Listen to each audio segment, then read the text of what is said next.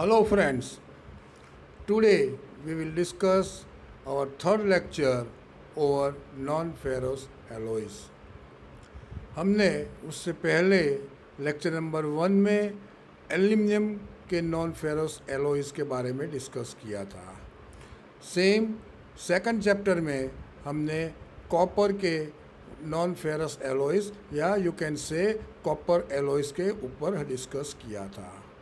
So today is our third lecture on the non-ferrous alloys, and today we will discuss nickel ferrous alloys. Before going to this non-ferrous alloys, or we can say nickel alloys, again we will refurbish the two basic questions. Number one, what is an alloy? Because these two questions are very important. What is an alloy and what is non-ferrous metal?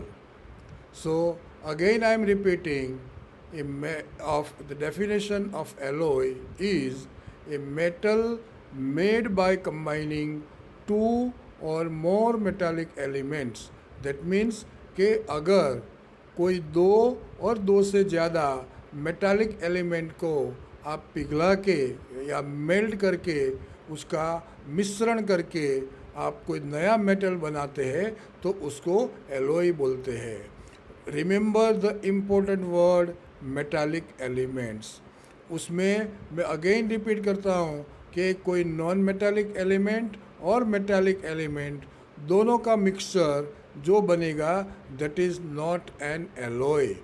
For example aluminium या polymer, iron या plastic, ये दोनों का mixture वो alloy कहलाता नहीं है। सिर्फ और सिर्फ दो और दो से ज़्यादा मेटालिक एलिमेंट आप मिक्स करते हो तभी उसको एलॉय बोलते हैं। मतलब ये एलॉय बनाने की ज़रूरत क्यों पड़ी? So the basic requirement of this alloy is to have a greater strength and resistance to corrosion and other metallic property. जैसे कि मान लो कि कोई एक बेसिक मटेरियल है जैसे एल्यूमिनियम, तो उसका स्ट्रेंथ या उसका रेजिस्टेंस टू कोरोजन इतना अच्छा नहीं होता है, तो हम क्या करते हैं एल्यूमिनियम के साथ दूसरा कोई मटेरियल का मिक्सर करके एलॉय बनाते so that we can improve the strength of that material or corrosion resistance or any other property of the material. That is known as the alloy. Second important question is what is non-ferrous alloys? In metallurgy, a non-ferrous metal is a metal including alloy that does not contain iron or ferrite in appreciable amount. उसका मतलब कि non ferrous material किसको बोलते हैं? वो metal तो होता ही है या मेटल का एलॉय होता है, लेकिन उसमें आयरन यानी फेराइट का परसेंटेज बहुत कम होता है या नहीवत होता है। The important word is appreciable amount.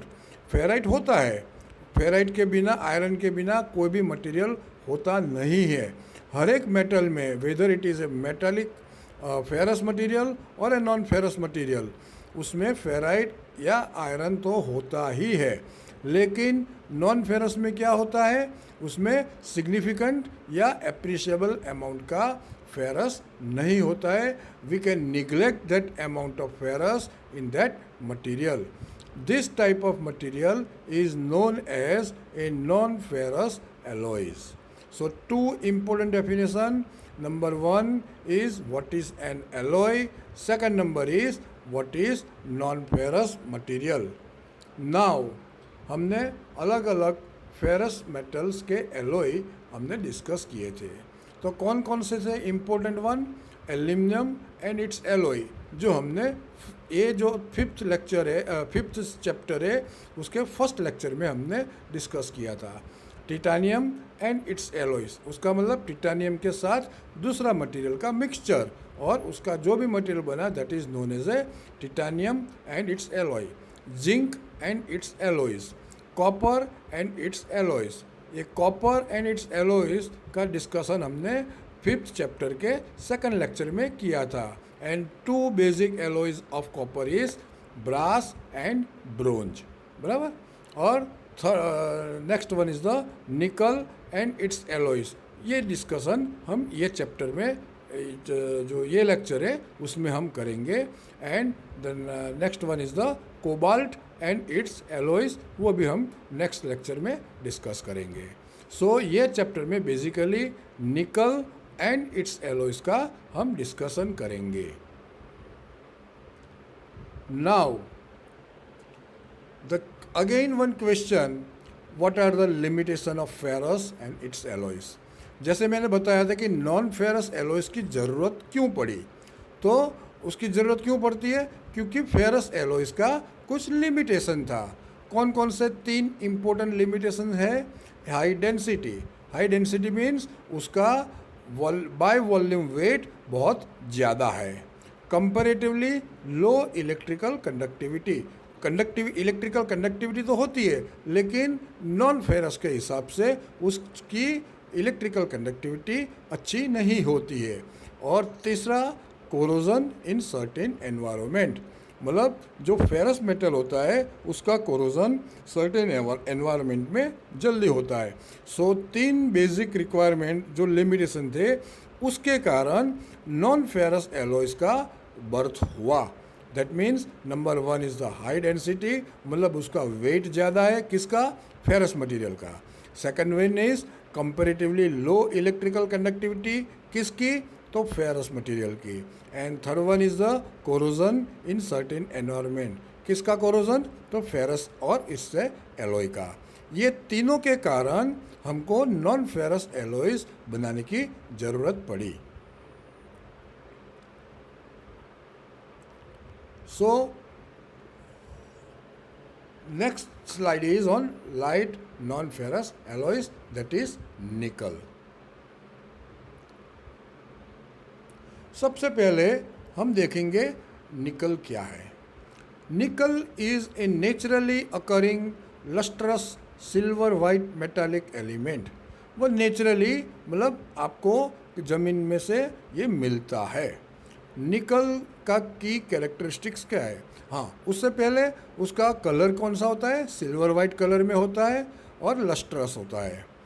उसकी कैरेक्टरिस्टिक्स क्या है, तो नेम निकल, chemical symbol Ni, atomic number 28। Atomic number means जो पीरियोडिक टेबल, या हम गुजराती में उसको पीरियोडिक टेबल को क्या बोलेंगे, आवर्त नंबर, या उसका पीरियोडिक टेबल में जो नंबर है वो 28 है। Atomic weight is 58.69, melting point is 1453 degree centigrade, मतलब 1453 डिग्री सेंटीग्रेड के ऊपर वो मेल्ट होता है। और boiling point is 2730 degree centigrade. उसका डेंसिटी है 8.90 gram per centimetre cube at 25 degree centigrade.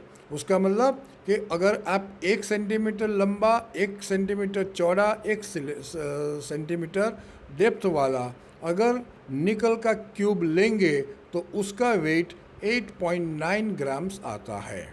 Again I am repeating, the key characteristics of the निकल is it's chemical symbol Ni, atomic number 28, atomic weight 58.69, melting point 1453 degree centigrade, boiling point 2730 degree centigrade, and density is 8.90 gram per centimeter cube at 25 degree centigrade.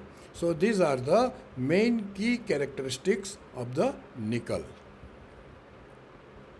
अभी हम निकल के बारे में थोड़ा बहुत जानेंगे। About 69% of the nickel which is produced is used to manufacture stainless steel. जैसे मान लो आपके पास 100 kg ऑफ निकल है, उसमें से आप करीबन 69 to 70 kg या 69 to 70% ऑफ निकल आप किस में यूज़ करते हैं, टू मैन्युफैक्चर स्टेनलेस स्टील बनाने के लिए। बाकी के जो बचे उसमें से 15% आप किस में यूज़ करेंगे, another 15% is used in other steel and non-ferrous alloys में, and specially often for highly specialized industrial, aerospace and military applications. जो बाकी के जो 15% जो है वो हम industrial application, non ferrous alloys बनाने के लिए यूज़ करते हैं, एंड स्पेशली एरोस्पेस और मिलिट्री एप्लीकेशन में वो यूज़ होता है. About 8% is use in plating and another. जैसे प्लेटिंग मतलब आप कोई भी मेटल का आपने कुछ फर्नीचर बनाया है तो उसके ऊपर निकल का प्लेटिंग करते हैं, that is the term plating. And another 3% in foundries and casting. About 3% of nickel is used in batteries for electronics and batteries for portable equipments and hybrid cars, and roughly 2% goes into use such as chemical, catalyst and dyes. So out of 100 kg या 100%, 69% is used for the manufacturing of the stainless steel, 15% for the industrial product and specially aerospace and military applications. About 8% is used for the plating, 3% in the foundries for the casting, 3% is used in the batteries, electronics and portable जो अपना जो electric vehicle जो आए, hybrid cars आई है उसमें, and रफली 2% in the chemical industries for the catalyst and dice के उपयोग में निकल का यूज़ करते हैं. ये सिर्फ एक अपना निकल का ब्रॉड यूजेस का क्लासिफिकेशन है. नाउ बिफोर गोइंग टू निकल alloys we should understand the property of the nickel. निकल एज ए बेस मेटल उसका प्रॉपर्टी क्या है. तो निकल has a outstanding physical and chemical properties which make it essential in hundreds of thousands of products. मतलब निकल का जो प्रॉपर्टी है वो फिजिकल एंड केमिकल प्रॉपर्टीज से बहुत एक्सलेंट है. उसके कारण जो मेजॉरिटी जो प्रोडक्ट्स बनते हैं उसमें हम ये यूज़ करते हैं. It's biggest use is in allowing. Majority जो निकल का यूज़ करते हैं वो हम डायरेक्ट निकल का यूज़ नहीं करते, लेकिन उसका एलोई बनाने के लिए, मतलब उसका दूसरी मेटल के साथ मिक्सचर बना के हम यूज़ करते हैं. एंड स्पेशली उसका जो एलोई बनाते हैं वो उसमें क्रोमियम के साथ उसका एलोई का मिक्सर सबसे ज़्यादा हम बना के उसका यूज़ करते हैं. So particularly with chromium and other metals to produce stainless steel and heat resistance steels. So mainly nickel की प्रॉपर्टी क्या है, उसकी फिजिकल एंड केमिकल प्रॉपर्टीज़ बहुत अच्छी है, और मेनली डायरेक्ट निकल का यूज़ हम ज़्यादा नहीं करते हैं, लेकिन उसका एलोई बनाने के लिए यूज़ करते हैं, और स्पेशली वो क्रोमियम के साथ हम ज़्यादा यूज़ करते हैं. और उसके बाद में हम जो बनाते हैं वो स्टेनलेस स्टील और हीट रेजिस्टेंस स्टील्स बनाते हैं. अगेन उसकी प्रॉपर्टी क्या है, तो उसका मेल्टिंग पॉइंट है 1453 degree centigrade, resist corrosion and oxidation. मतलब वो नॉर्मल जो एनवायरनमेंट होता है उसमें उसका कोरोजन या एटमॉस्फेयर में से ऑक्सीजन लेके उसका ऑक्सीडाइजेशन बहुत देरी से होता है या बहुत कम होता है. हाईली डक्टाइल मीन्स आप उसको आराम से फोल्ड वगैरह कर सकते हो. एलॉयज रेडीली, मतलब उसका दूसरा मेटल के साथ मिक्सचर बहुत जल्दी से या आराम से हो जाता है, उसमें आपको ज़्यादा कुछ टेक्नोलॉजी की ज़रूरत नहीं पड़ती है. Magnetic at room temperature. निकल वो मैग्नेटिक है, जैसे एल्यूमिनियम नॉन मैग्नेटिक है, गोल्ड सिल्वर नॉन मैग्नेटिक है, लेकिन निकल वो मैग्नेटिक है. Can be deposited bye electroplating. उसका आप इलेक्ट्रोप्लेटिंग भी कर सकते हैं. Has catalyst property. Catalyst property मतलब वो एक कैटालिस्ट मीडियम के हिसाब से वो काम करता है. And can be fully recycle. आपका यूज़ ख़त्म हो गया तो उसको आप रीमेल्ट करके फिर से आप यूज़ कर सकते हो. So these are the basic property of the nickel. फिर से I am repeating. Melting point 1453 degree centigrade. Corrosion और ऑक्सीडाइजेशन का रेजिस्टेंस उसका अच्छा होता है, डक्टाइल होता है. एलॉयज़ आप आराम से बना सकते हो, उसका रूम टेम्परेचर पे वो मैग्नेटिक होता है, आराम से आप अच्छी तरह से उसका इलेक्ट्रोप्लेटिंग कर सकते हो, वो कैटालिस्ट है और उसका रिसाइकल मतलब रीयूज़, एक बार उसका यूज़ हो जाए उसके बाद में आप मेल्ट करके फिर से आप उसका यूज़ कर सकते हो, that is can be fully recycle. These are the properties of the निकल।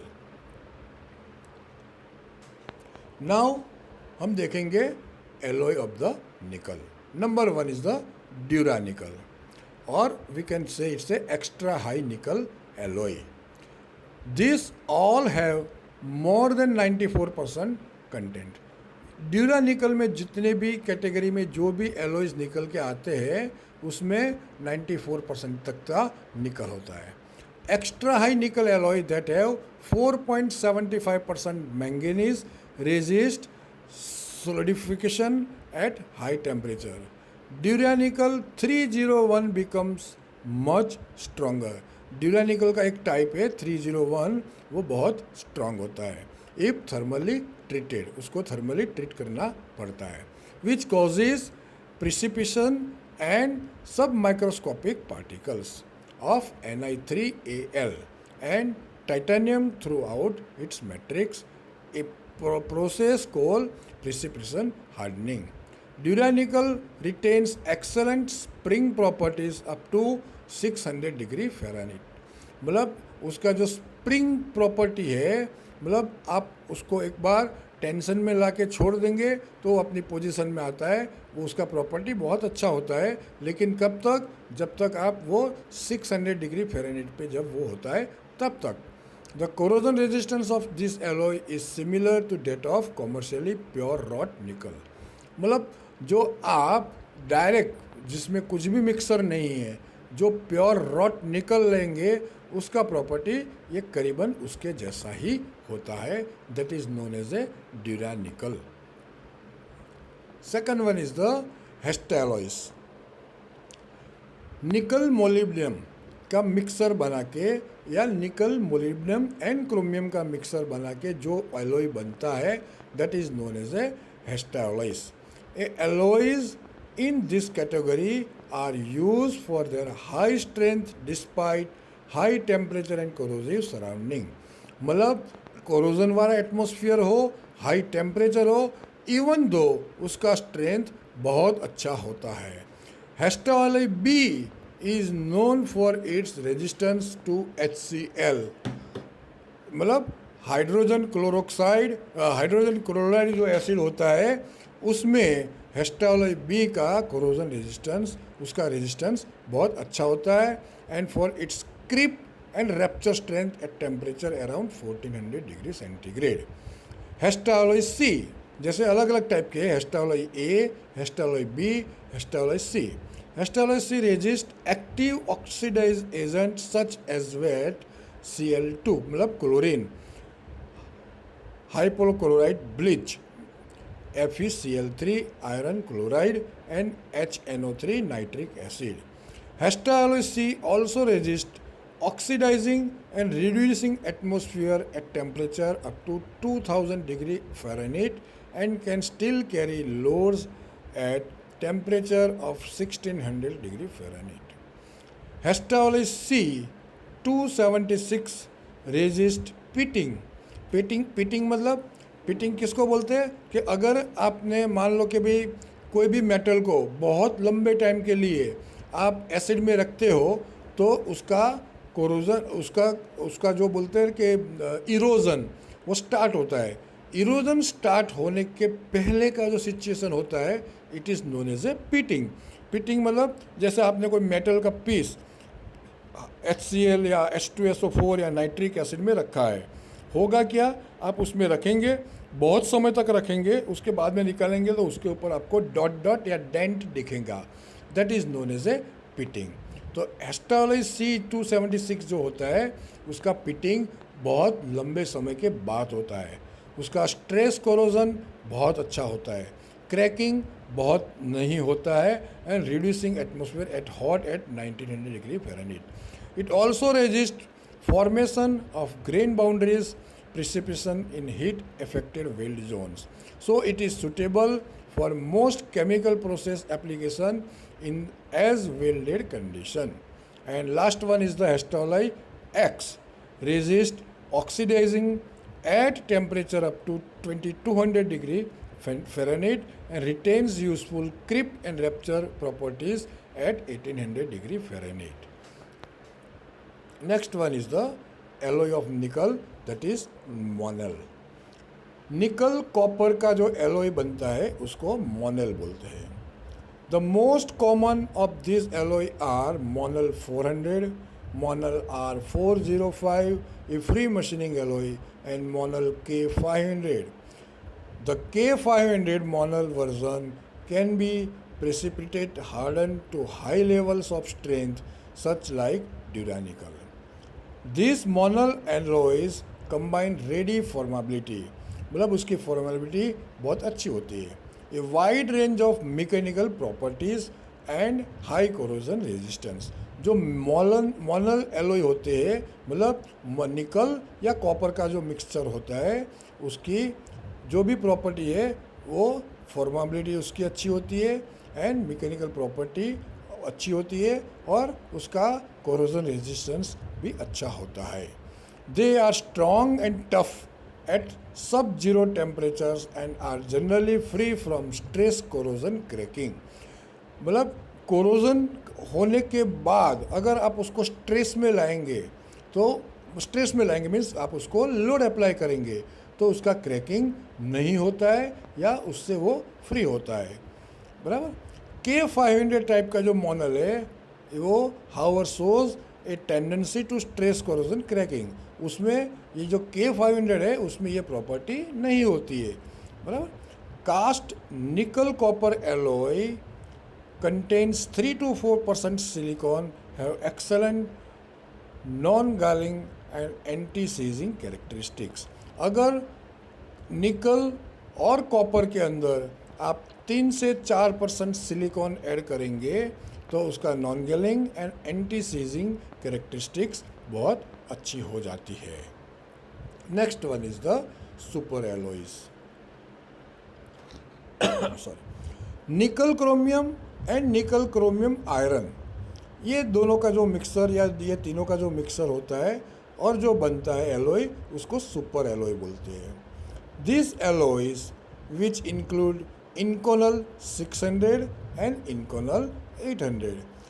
इंस्टेड ऑफ सुपर एलोइज आपको एग्जाम में ये भी पूछा जाए कि write a note on Inconel 600 and Inconel 800, the answer remain sames as a super alloy. बराबर.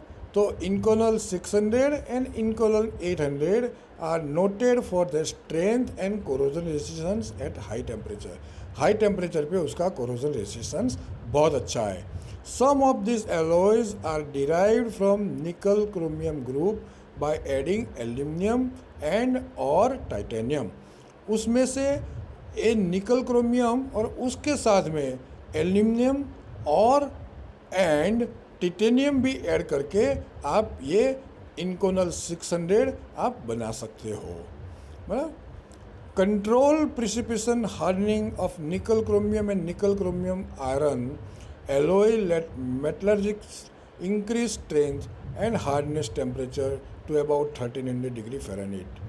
Included in this list of precipitation hardened alloys are 713C, in 100, in 733 MAR. ये जो है दैट इज़ मैंने ये वेब से ऊपर से लिया है, वो आपको इतना याद रखने की या रटने की ज़रूरत नहीं है. Several of these types of alloys, मतलब इंकोनल 625, IN102, Woodmate 620 and RS383 can be strengthened by adding refractory metals. ये जो टाइप के जो एलोय है आप उसमें रिफ्रैक्टरी मेटल ऐड करके आप यूज़ कर सकते हो. तो कौन से टाइप के refractory metal? Like molybdenum, tungsten and columbium. The resulting alloys have good oxidization resistance and strength at high temperature. ये जो मोलिब्डियम या टंगस्टन या कोलम्बियम ऐड करने के बाद जो आपको एलॉय मिलता है उसका ऑक्सीडाइजन का रेजिस्टेंस बहुत अच्छा है एंड हाई टेम्परेचर पे उसका स्ट्रेंथ भी अच्छा होता है। They can not be precipitation harden but they can withstand thousands of hours at temperatures at 1200 degree temperature. बराबर, तो ये जो हुआ वो सुपर एलॉय या इंकोनल 600 या इंकोनल 800 के ऊपर हमने बात की। Next one is the Permanickel. Permanickel क्या है? इट कंटेन्स हायर परसेंटेज, मतलब करीबन 99% या यू कैन एग्जैक्टली 98.65% का उसमें निकल होता है। It also contains other elements. उसमें जो परमानिकल होता है उसमें बेसिकली सबसे ज़्यादा तो निकल होता है करीबन 98.65%, लेकिन उसमें दूसरे भी एलिमेंट्स होते हैं like carbon, manganese, iron, sulphur, silicon, copper, titanium और magnesium. It can be age harden, मतलब आप उसको हार्डन कर सकते हैं। It shows almost same properties that of Duranickel. Duranickel की जो प्रॉपर्टी है ऑलमोस्ट ये जो परमानिकल है उसकी भी प्रॉपर्टी उसके जैसे ही है। It is use in preference of Duranickel, मतलब ड्यूरानिकल आप अगर आपके पास नहीं है तो आप परमानिकल भी यूज़ कर सकते हो, लेकिन कहाँ पे? Where high electrical conductivity and magnetic properties are required. जहाँ पे आपको इलेक्ट्रिकल कंडक्टिविटी अच्छी चाहिए और मैग्नेटिक प्रॉपर्टी अच्छी चाहिए, वहाँ पे आप ये परमानिकल यूज़ कर सकते हो। सो उसमें क्या हुआ? तो सबसे ज़्यादा जो 98.65% है वो निकल है और बाकी का जो 1.35% बचता है उसमें carbon, manganese, iron, sulphur, silicon, copper, titanium और मैग्नीशियम होता है। बराबर, this is Permanickel. Next one is the grade nickel. Grade nickel में क्या होता है? It is also available in the following grade, मतलब उसमें दो टाइप के ग्रेड है, एक तो ए ग्रेड और दूसरा डी ग्रेड। ए ग्रेड का निकल जिसमें 99% निकल होता है और 99% निकल और कोबाल्ट दोनों का मिक्सर होता है। बाकी का जो 1% बचा उसमें सिलिकॉन, आयरन, कार्बन और मैंगनीज होता है। और ये कहाँ पे यूज़ होता है? तो बेसिकली वेसल्स या इवोपरेटर्स जो बनते हैं केमिकल इंडस्ट्री में, वहाँ पे ये यूज़ होता है।